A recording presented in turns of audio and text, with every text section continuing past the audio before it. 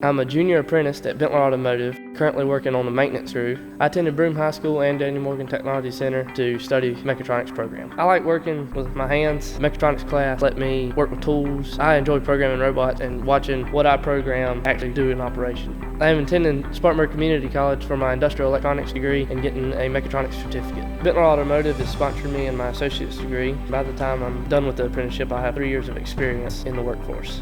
Compared to my schoolmates, I will have a job when I get done with my associate's degree instead of having to search for it. I'm getting paid while my school is getting paid for as well, and I'm coming out with my associate's degree debt-free.